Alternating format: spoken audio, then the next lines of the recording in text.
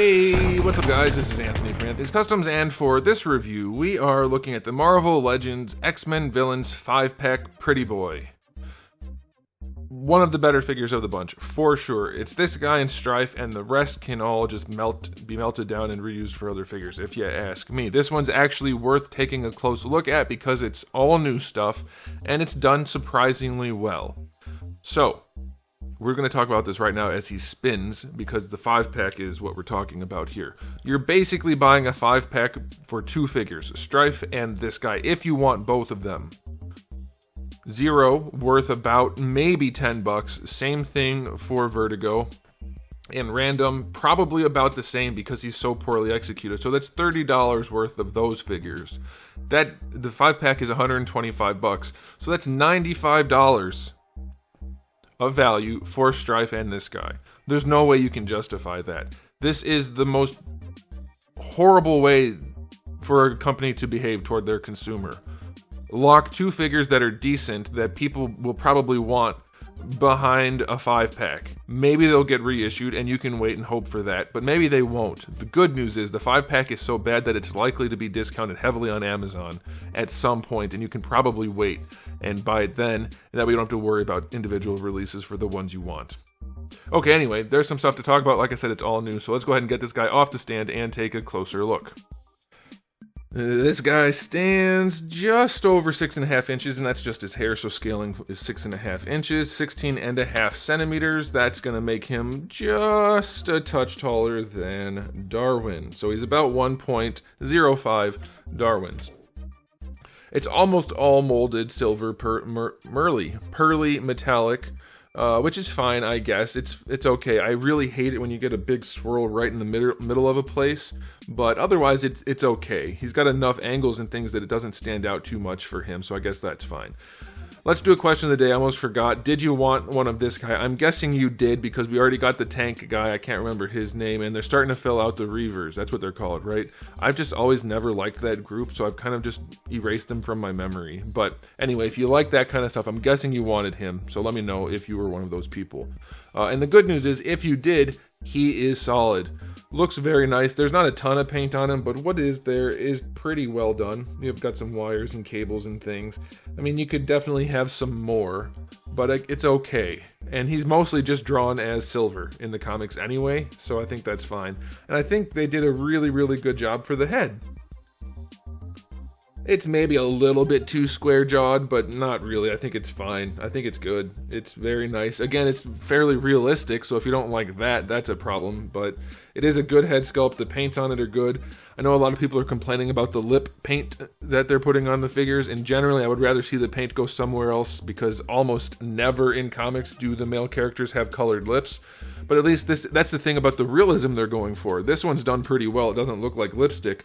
But also, do we need the hyper-realistic paint jobs on the faces, and then the rest of the figure looks like plastic? It's really weird.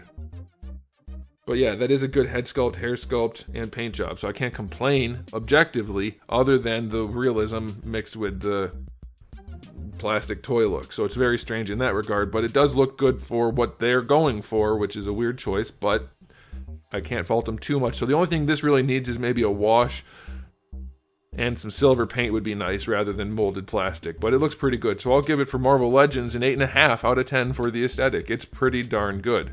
If it wasn't all molded, swirly plastic, it'd get a higher score. Now, as far as the accessories go, you get the two fist hands that come out in the package, then you get two trigger finger hands, which both have vertical joints. Thank you very much. And also, you're welcome.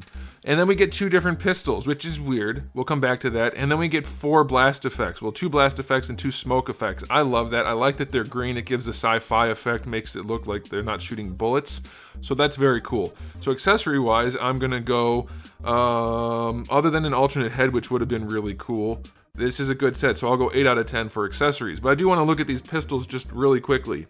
They are the same sculpt, they are the same pistol, but one of them has a regular mag and no optic, and then the other one has an extended mag and an optic.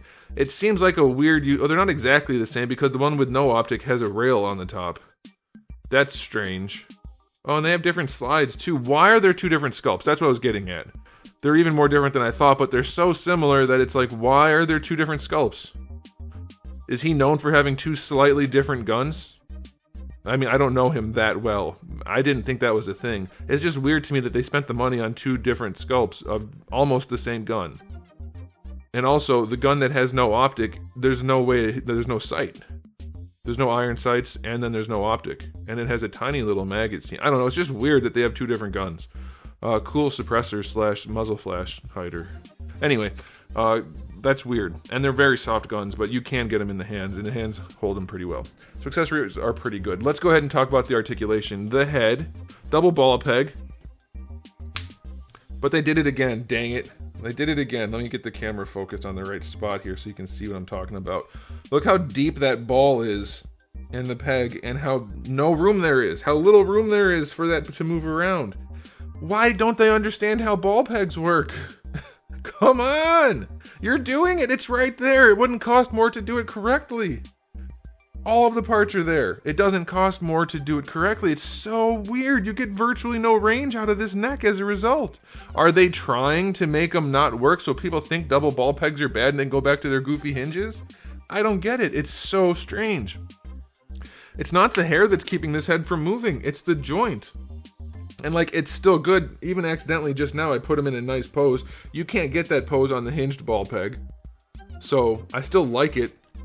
It's still better than the hinge. You get way more nuance, way more subtlety in the pose.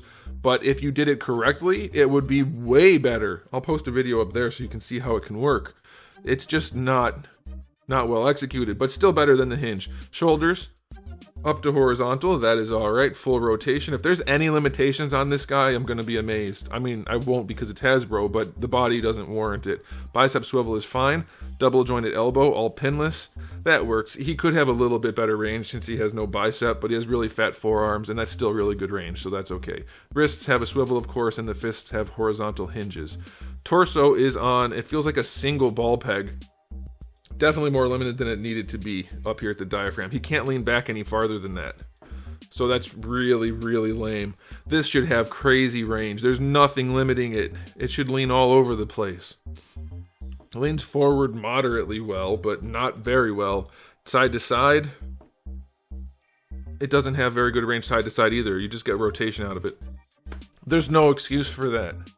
That should be a straight peg connected, fixed into here. I mean, you could do a double ball peg, but since they don't do that, straight peg in here. The ball will be coming down, and there should be a giant ball right there, right behind this thing that looks like the side of a motorcycle motor. Put a big ball right there, and this whole chest could just move in every direction. But it doesn't. It has virtually no range. That's ridiculous. You do get a waist twist right here. Thank goodness for that waist twist. Like, this already rotates. You don't need both, but whatever. It doesn't hurt to have it, so obviously that's good. But why is that limited? That's nuts. That is nuts. I'll do an overlay, so in case I wasn't clear, you can see how the ball peg should be. I'll just do that, and you'll see what I'm talking about. There's no reason for that. All right, for the hips, these guys better not be limited at all. All right, basically full-on splits. I'll give them that. I like that. That's good. They better go all the way forward, too. Okay, yeah. We get horizontal range there, and a little bit range because he has no cheeks. Can't blame him. He's a robot.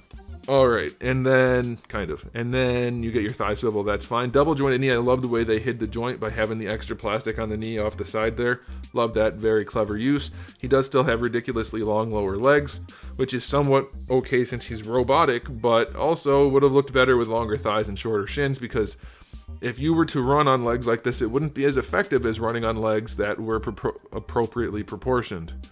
Anyway, it's functional, so that's okay. No boot swivel, you don't need that though. Ankles go obviously all the way back and all the way forward, and the ankle rocker is sufficient. So yeah, it's a solid release for sure articulation-wise, except for that torso and neck, which is just ridiculous. So I'll give him an 8 because everything else works pretty well. This company should know how to do ball pegs by now.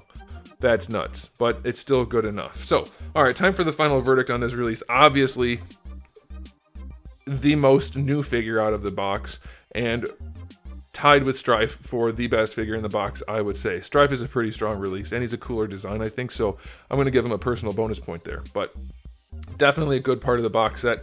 It's a shame it's part of such a trash box set. I'm going to give him an overall rating of 8.5. 8.5. but I want to knock it back down to 8 because of those problems in the articulation that shouldn't be there. So yeah, he's only going to get an 8, but that's still a pretty strong rating. So if you wanted to track him down, he's a good enough figure, but I wouldn't go crazy overboard on the spending because I would bet we see him again, considering they spent so much money on this mold. They're going to reissue it. That's my guess. Same thing with Strife. Just a hunch. So I would buy the box set at discount, heavy discount, or wait for single carded releases for the ones you want. That's my 2 cents if you care about it.